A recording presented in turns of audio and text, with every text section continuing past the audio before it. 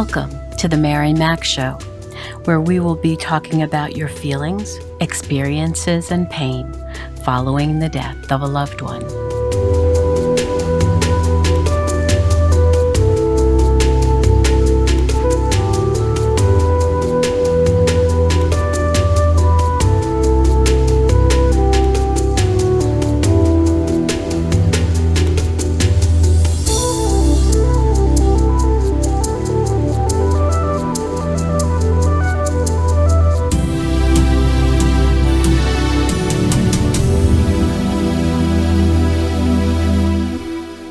Good morning, good afternoon, good evening. Wherever you find yourself in this entire world, I welcome you. How are you doing, my friend, my warrior? I certainly hope you are well. In this week's episode, I'd like to talk to you about our veterans. Veterans are those people who have served in our country's military. They have taken on the responsibility of keeping our people safe. They fight for our freedoms.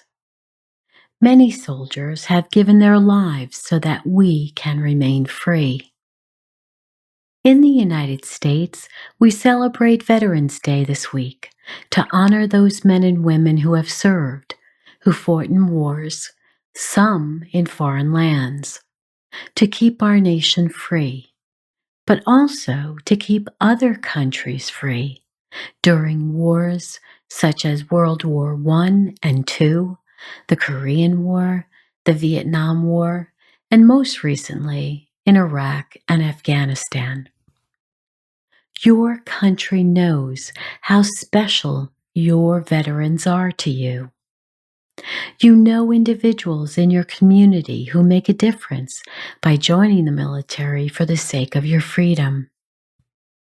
Each year in the United States on November 11th, we celebrate and thank those who are veterans.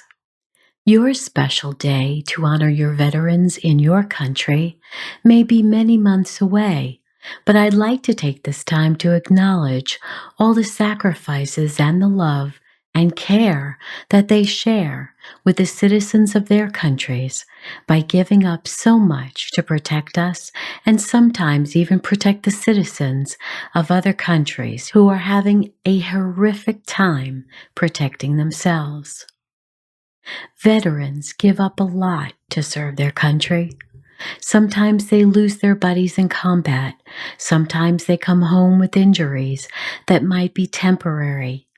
Sometimes they come home with permanent injuries, including loss of limbs, permanent paralysis, even brain injuries. They rely on their families to take care of them and see them through these injuries to a more stable point. Their families travel with them to doctor visits and hospitals. They rearrange their family home, sometimes at a substantial cost. They grieve for their family and the way it once was, and they grieve for their body and the way it once was.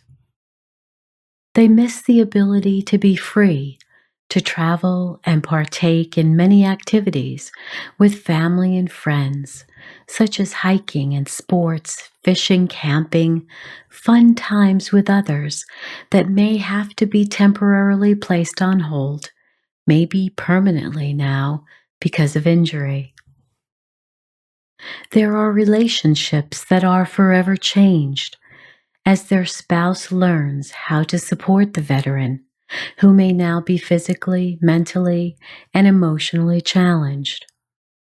Relationships with parents can also be different than before they enlisted. The relationships with buddies can also be strained. They may ask themselves, why did I survive and my buddies did not? Maybe a veteran came home unscathed, but their buddies came home with injuries, some that may heal, but others that may not. And I would be remiss if I had not acknowledged the many, many that are all around the world dealing with trauma and post-traumatic stress disorder. For many years after combat, the inability to sleep well, feel calm, feel at peace, may be an elusive thing. Nightmares of what they witnessed, who they needed to kill to survive and protect their own, reliving all the horrors of seeing their buddies killed or maimed before their eyes. For those of us who are not veterans, but had or have veterans in our family, we can't even imagine the fear of living through such emotional and mental stress and pain for years while on active duty. My uncle was based in the Pacific Islands during World War II, when America was fighting the Japanese at the time. My mother, who was his younger sister, recalls receiving letters that came home with many words lined out in black, so if the enemy had received that mail, they would not know his whereabouts. And when he came home, he wouldn't talk about his experiences.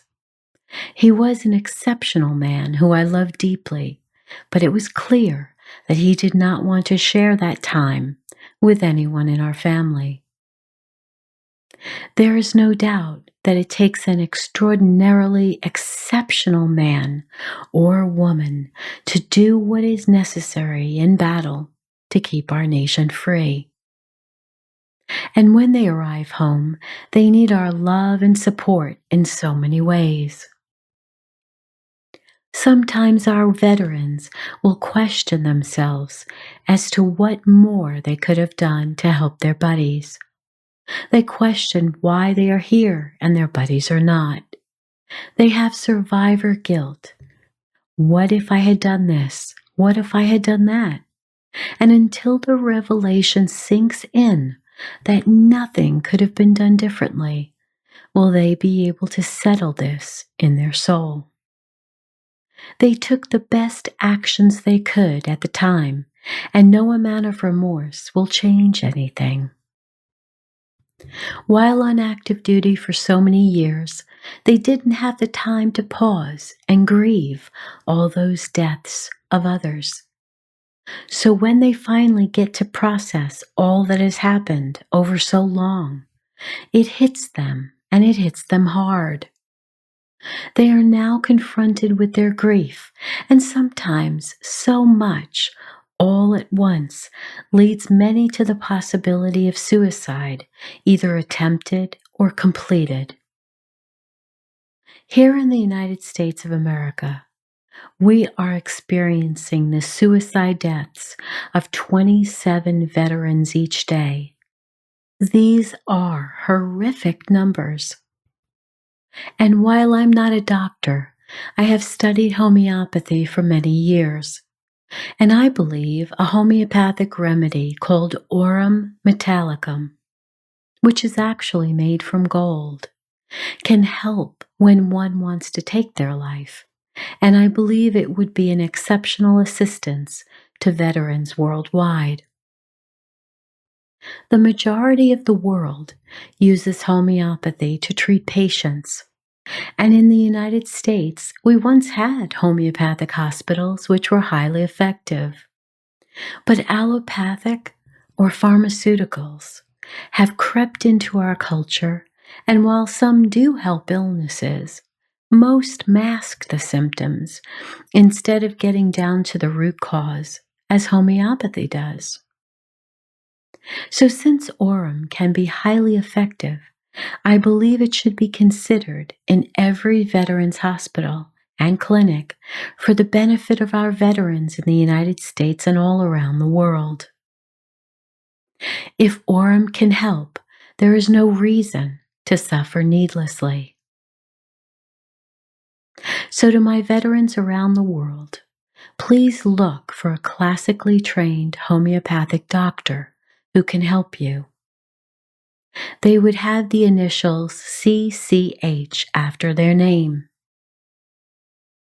When a veteran comes home, they are now trading a machine gun for a laptop or another skill and I can't even imagine how difficult that would be.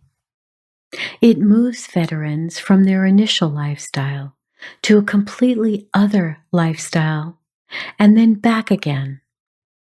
And when they come home, they can be completely changed, and that is the struggle, because they will never be the person they were before they went into battle. And how could they be? So families scramble to adjust to a veteran who now comes home and may be completely different than when they were first deployed to faraway places. Learning to reclaim their life with a family they love is not easy. Everyone is expecting them to be exactly the same way they were when they left. But how can they be? They've seen war, death, destruction, and injury several times over. They come home a different person. It is up to everyone in the family to adjust to a new veteran and a new life, which can create stress in the family for all members. For parents of a service member who is single, for a spouse if married, for children who are looking for their dad or mom that they always knew, but now they may be different physically, mentally, or perhaps emotionally. They may have missing limbs, may have had a brain injury when an explosive device occurred, maybe even leaving that person permanently paralyzed. Life is different now for many people in the lives of the veteran, and none of it is easy. For older veterans who haven't seen combat in decades, they still remember. One trip to the Vietnam Memorial Wall in Washington, D.C., or to your memorial wall in your community or country where the monuments stand for all those killed in battle. Your veteran still remembers. So while it happens to be our Veterans Day this week in the United States, on November 11th, whenever your special day may be in your country, we honor your veterans along with you. And to all the men and women around the world who died for our freedoms, and especially those whom we honor today, who survived those battles, who survived death, destruction, enormous mental, physical, and even emotional pain and stress. We all thank you for what you have done to keep us free. You may not have made your pain known. You may be suffering or have suffered in silence, but I want you to know we are grateful. We are thankful for all that you've been through for our benefit. So please do seek help if you are still struggling. Seek and visit a homeopathic doctor if you feel suicidal and believe nothing is working. You are an amazing person. Not many could have gone through what you've been through, and we honor you and are grateful for your service. Please take good care of yourself. You are the best of the best. I will leave some links in the show notes where you can find help. Please don't be ashamed to use the services of call centers that are anonymous and can help when you need to speak to someone in confidence. And for those who love our veterans, you too can gain strength from reaching out to those confidential helplines when you are feeling stressed and need help. May you be richly blessed. So now it's time to get up and dance, dance, dance. Wiggle and move your body even if it is in a sitting position. And I know you still think this is crazy, but please just do it for me anyway, okay?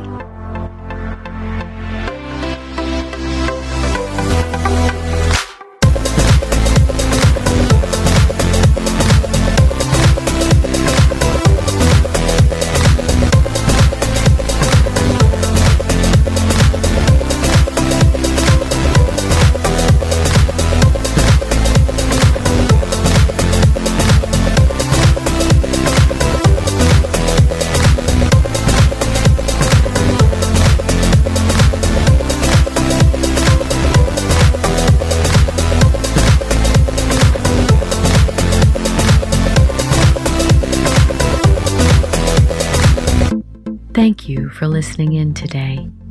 Remember to write 5 things in your journal each night that you are grateful for. Please subscribe to my podcast wherever you listen to me, and share with those who may benefit from it.